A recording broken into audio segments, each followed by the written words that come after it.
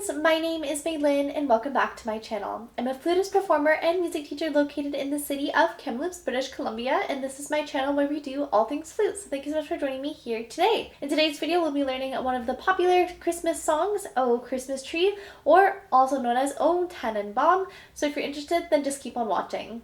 As always, if you have any questions throughout the video, please feel free to drop them in the comment section down below. I do my best to answer them as soon as I see them. Also, if you're having any issues when it comes to practicing, feel free to check out my free practice guide, also located in the description down below. It gives you 8 really easy steps to follow to help guide your practice sessions. Alright, so let's just get right to today's video. We are going to be learning Oh Christmas Tree, also known as Oh Tannenbaum, which is originally the name in German.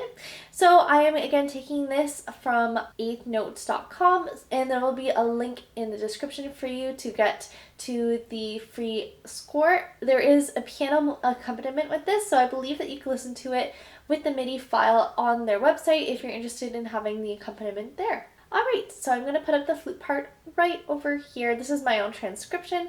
Again, if you're interested in getting the music, it's in that score in the link. We're going to go through our first 6 starter bits before we get into clapping and counting and then playing the piece. Number 1 is going to be our key signature. So we're going to take a look in between the treble clef and our time signatures to see if we have any accidentals that would indicate any one of the key signatures there.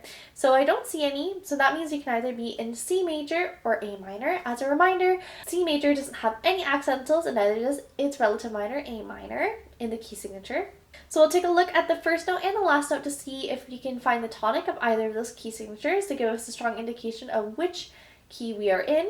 So we don't start on a C, but we do end on a C, and G is also part of the tonic major triad. Is actually the 5th note. So we do have a strong indication that we're in C major. We'll take a look and see if we can find any hints of the relative minor just to make sure we are for sure in C major. So how you find the relative minor is you can either go up 6 letter names or you can go down 3 letter names. So I always like to go down 3, so C, B, A. So now we know it would be an A minor. How you look for the relative minor key is we look to see if we can find any of the raised 7th. So how you find the raised 7th is you go down 1 semitone. So A, you go down 1 semitone on the piano, and that would be a G sharp. So we're going to take a look and see if we can find any G sharps throughout the piece. At a quick glance, I don't see any. I would say that we are in C major, which we are. Number 2, we're going to be looking at our time signature. So here we are in 3/4. You can always find it at the beginning of the piece beside the treble clef. The top number tells us how many beats we have per measure. So we have 3 beats per measure, and the bottom number tells us what note type those beats are. A 4 represents a quarter note. So we have 3 quarter notes per measure. Number 3, we're going to be looking at our tempo indication. So we don't have any tempo written here at the top of the score. So I'm going to take it at a nice moderate tempo, and I'm actually going to be playing it at a quarter note equals 84. For reference, when we do the clapping count and the playing, that's the final tempo that I'll be playing it at. Again, if you want to play it faster or you want to practice it slower, you can always go back into the playback settings and either slow it down or speed it up in order to get it to the tempo that helps you the most. Number 4, we're going to be looking at our dynamics. So we're going to see if you have anything written in here. So in this transcription, we don't have any written dynamics. So what I would do is I would play it at a nice mezzo forte to forte, so you have a really nice, beautiful, clear sound. Number 5, we're going to be looking at our articulation. So we're going to see if we have any interesting articulation here. So we don't have any crazy articulations. We're just going to be tonguing everything regularly, making sure that you have enough support. So you're using your diaphragm to put a little behind each note, so a little ha, and then also a very light, gentle tongue at the beginning of each note to make sure they are nice and clear. Number 6, we're going to be looking at our roadmap. So here we do have some notes to take. So we do have a repeat sign. It's all the way up from the beginning of the piece up to bar 4 or 5, depending on how I just transcribe this. So it might be bar 5. And then after that, so we repeat that once, and then we play it all the way to the end without any repeats after that. Alright, so now that we've gone through our first 6 starter bits, we're going to be going into the clapping count. So again, I'm going to be clapping this at a quarter note equals 84.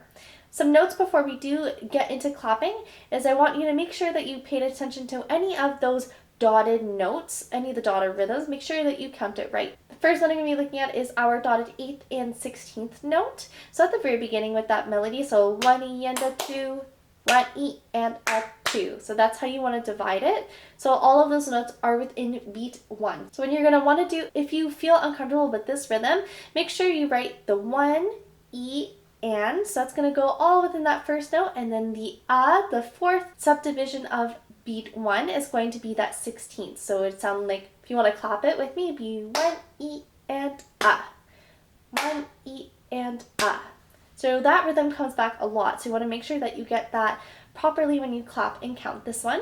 And then also the same thing, we have a dotted quarter and eighth note. I'm looking at bar 6 or 7 depending on how I transcribe this. So this one starts on beat 2. So it would be 1 and 2 and 3 and 1 and 2 and 3 and. So make sure, again, if you're not sure, feel free to write the rhythm on top. I'll have it in an example when I'm editing this afterwards so that you can see exactly what it looks like. All right, so let's get into clapping and counting now. 1, 2, 3, 1, 2. 3, 1 and a 2, 3, 1 and a 2 and 3 and 1 and 2, 3, 1, 2, 3, 1 and a 2, 3, 1 and a 2, 3 and 1 and 2, 3, 1, 2, 3 and 1 and 2 and 3 and 1 and 2 and 3 and 1 and 2 and 3 and 1 and 2, 3, 1 and a 2, 3, 1 and a 2 and 3 and 1 and 2, 3, 1, 2, rest. Alright, hopefully that is nice and clear. If it's not, make sure that you slow this video down at this part and make sure you practice it many times at a slower tempo before you bring it up to a tempo that you want to perform this piece at. Take your time. It might be a little bit more difficult than you think initially, and that is totally okay.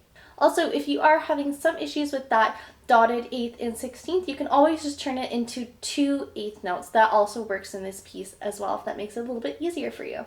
Alright, so now we're going to be playing this on the flute. So again, a quarter note equals 84. 1, 2, 3, 1.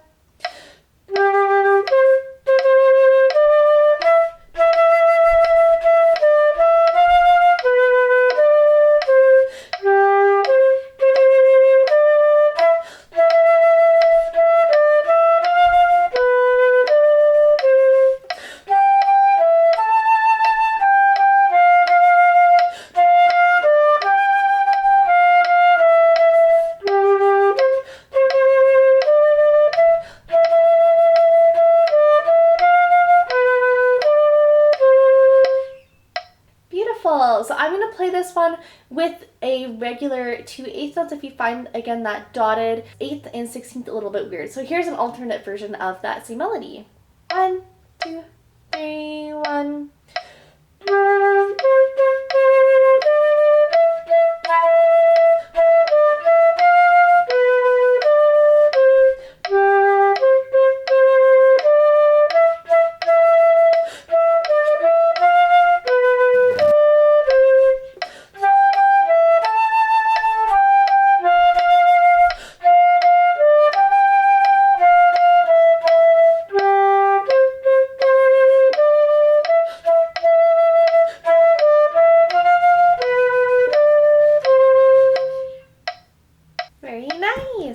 Alright, so that's going to be it for today's video. As always, if you have any questions, feel free to drop them in the comment section down below. And if you are having issues with practicing, also check out my free practice guide, also linked down below. I just want to say thank you so much for joining me here today. I hope you're having a wonderful holiday season. And as always, happy fluting!